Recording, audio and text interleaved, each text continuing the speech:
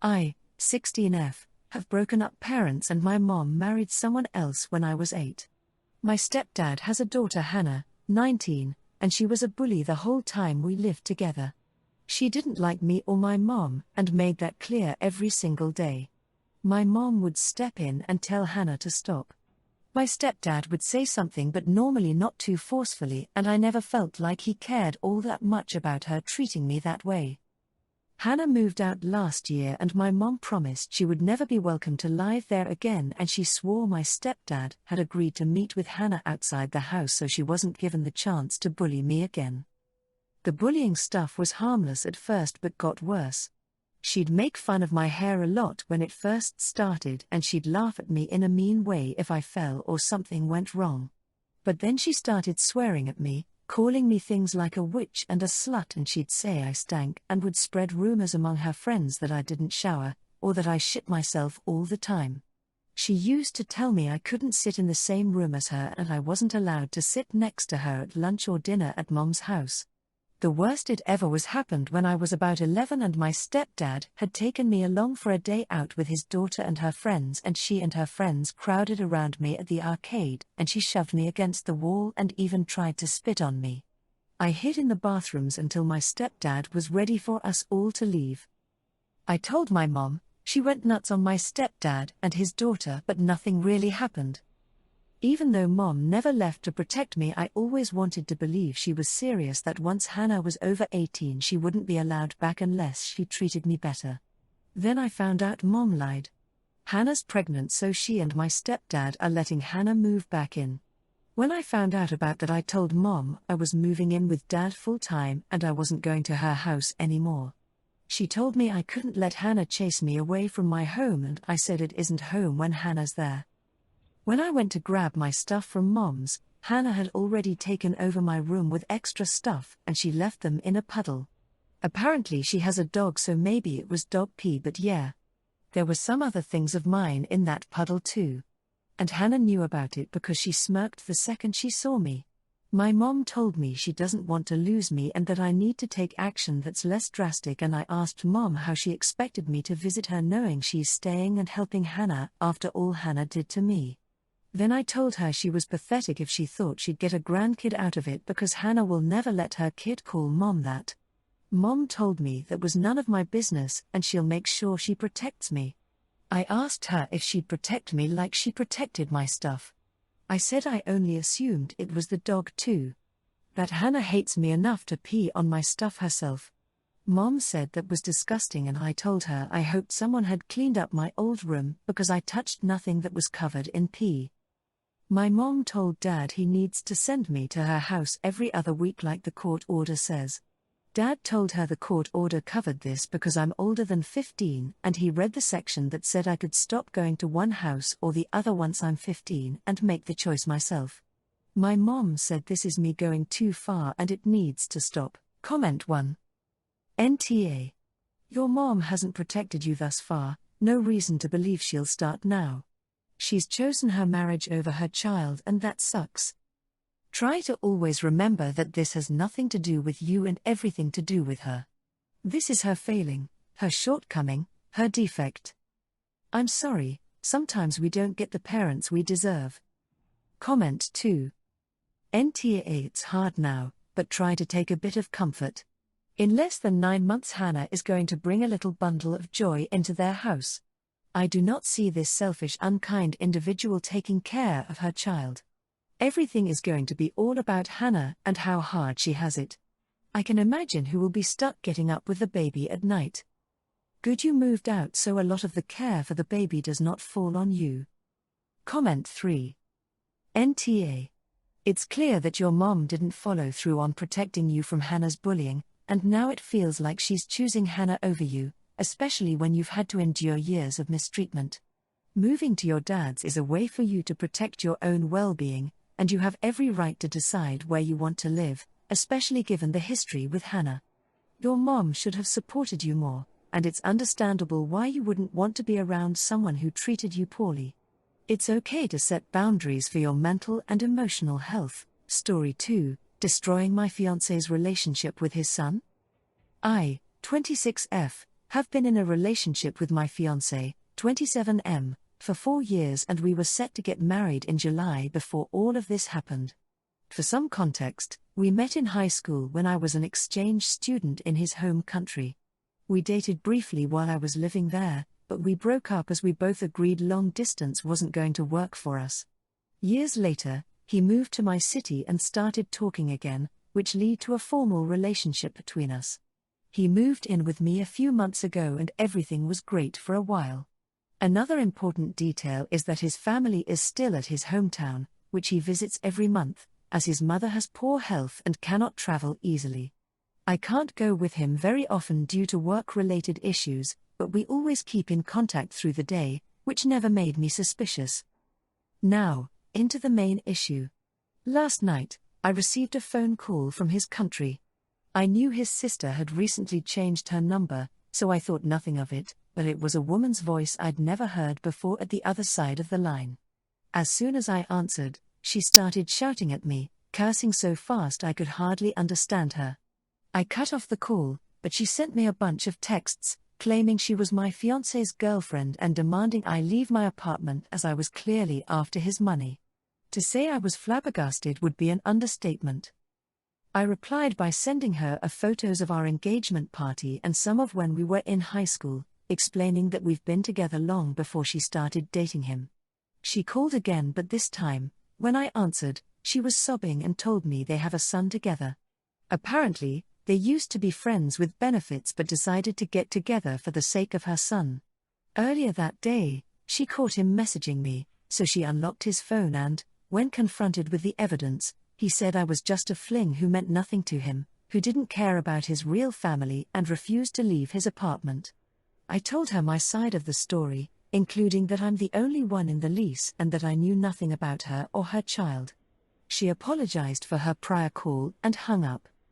After a while, my fiancé called me crying, berating me for ruining his life, as his GF had broken up with him, kicked him of her house and said she would make sure he never gets to see his son. He then asked me if I was happy with myself, so I said yes and hung up. I'm crushed by this, and it kinda makes me feel better to know that he was dumped, but a part of me feels bad for causing him to lose his relationship with his kid, so I'm asking you, am I the asshole for telling his GF the truth? ETA, I really appreciate all your support. For those asking, yes, he's my ex now, I've blocked him on everything and, hopefully, he'll take the hint and will leave me alone. Any suggestions on what to do with his junk would be greatly appreciated. Comment 1. Not gonna lie. When I read the caption I thought yes, you are. But then I read your story and, well, no, you absolutely are not. You didn't ruin that relationship, he did. He ruined it by lying and sneaking around. Don't take that guilt, it's not yours to carry. You did 100% the right thing. Now move on and never ever look back. Comment 2. NTA. Both the other girlfriend and you are victims of this cheating, lying person. I won't refer to him as a man because men do not behave this way. Throw him out immediately and don't fall for any excuses or pleas he may use so that he can continue living with you. You deserve better, as does the mother of his son. I hope you can find peace and eventually another partner who respects and loves you and only you. The child is also a victim in this. I'm glad you don't have any children with him. Best wishes to you, the other woman, and her child. Comment 3. You did absolutely nothing wrong. He did all of this on his own? What were you supposed to do? How would you have even known? Stop letting him get to you. He is nothing but a liar and manipulative cheater. Story 3. Hesitating to pay for my wife's $8,000 cosmetic surgery for her birthday? Today my wife asked if she could get cosmetic surgery to alleviate scarring on both her cheeks as a birthday gift. She told me it would cost about $8,000 out of pocket. About 10 years ago, my wife's mother took her to a skincare expert who they later found out wasn't even licensed. As a result of a botched procedure, my wife now has significant scarring on both of her cheeks similar to very deep, severe acne scars. This scarring isn't something someone will cause someone to their head on the street, but if you look for a moment you definitely notice it. More importantly, This scarring has left my wife with trauma and she's gotten mean comments in the past over it. It has definitely caused her to feel a deep insecurity over how she looks. With something deep-rooted like this, I told my wife I think it's healthier to get therapy and I love the way she looks now. I don't even notice it, tbh. In that vein, I am not sure if getting an expensive procedure that is not guaranteed to make her look better for $8,000 is the panacea she's hoping it will be. Versus investing in her emotional health by talking about the trauma she's experienced and working through her insecurities. I say this because I think my wife is beautiful and I wouldn't change a thing about her, but that doesn't seem to help. I've asked her point blank that if her mom was the one who took her to the original skincare expert over 10 years ago and her mom has indicated she'll do what it takes to make it right, why am I the one who is now being asked to pay for cosmetic surgery after all this time? When I asked her this, she simply got upset with me and said fine. You don't have to pay for it. But that doesn't answer the question. Here's more context for those that think I'm being a cheap over $8,000. I have gotten my wife LASIK, advanced hearing aids. She has never needed hearing aids in her life but wanted even sharper hearing at certain pitches, so this was an upgrade that wasn't a medical necessity. Adding this edit here because the number of comments on this, laser skin treatment, $2,000, etc. I am willing to spend to take care of her, but within reason and when it has a demonstrated benefit. This amount for cosmetic surgery doesn't sit well with me for reasons I shared above. We also have a mortgage, monthly expenses like everyone else, 2 young children, and I am the sole breadwinner. There is that important bit of context too. I've thought of a few options. Her mother can cover half or a majority, and I can cover the remainder. I can cover half or majority, and her mom can cover the remainder. I pay for the procedure in full. I don't pay for it and advise her to seek therapy and, if she insists on getting the procedure, that her mother should cover the cost because she's the one who took her to the fake doctor in the first place and has stated she'll do what it takes to make it right. Comment 1.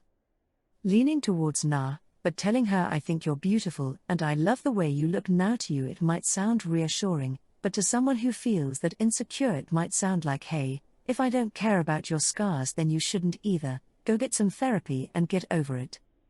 You can see how that could make her feel like you're not validating her feelings.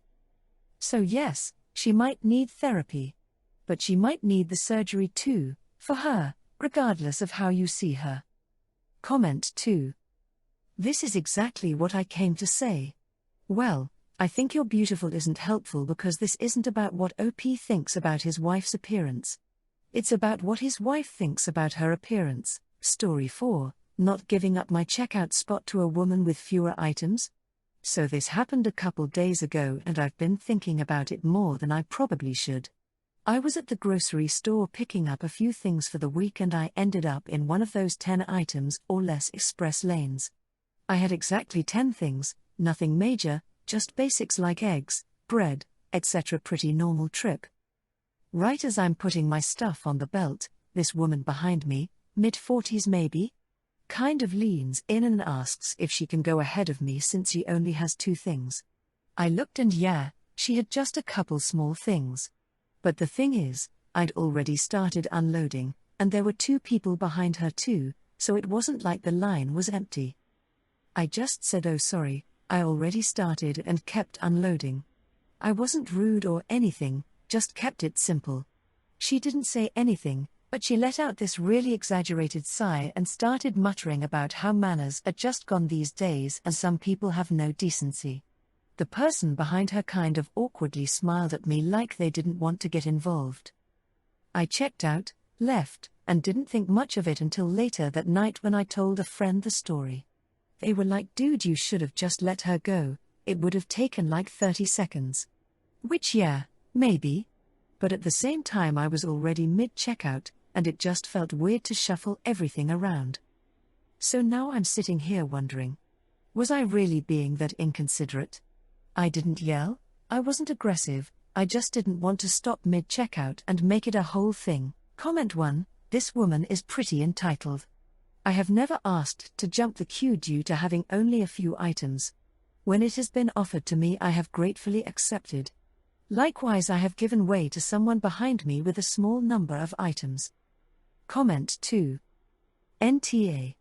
The whole point of the express lane is that someone has determined the threshold for I only have a small number of items, I'll be quick, and that number is 10. You can't expect to distinguish between 2 and 10 items. If you let her go, then are you expected to let everyone with less than 5 items go before you? You'd never get your shopping done.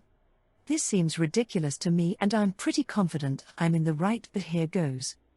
For the last year, my neighbor's kids have been running amok on my driveway. At first I was empathetic, as they don't have much of a yard and we don't live on a cul-de-sac. They have their own driveway though. Over the last year I've nicely requested they stop doing something when it threatened my home or car, for example throwing balls/frisbee and repeatedly hitting my windows. When things like this would happen, I would go outside, calmly, and ask them to not play directly in front of my house or on my driveway. They became increasingly more confident and reckless, breaking large rocks on my driveway with a hammer and throwing the chunks at my walls. So finally, I called the cops and had them trespassed because the parents knew but didn't care as long as their kids are outside and not bugging them. This has coincided with my daughter's mobility reaching the point where she wants to climb and play outside, and the weather's nice, so I want to put up a swing set/slide playhouse for her in the backyard. I babysit, so I'm getting one that can support 2 or 3 little kids' weight. A friend told me that I was an R because I had eliminated their space to play, and now I was going to flaunt my wealth by putting up a playground in my backyard that they would get to stare at from their house windows. The worst part is I probably would have let the neighbor kids come over and use it if they hadn't been such turds this year.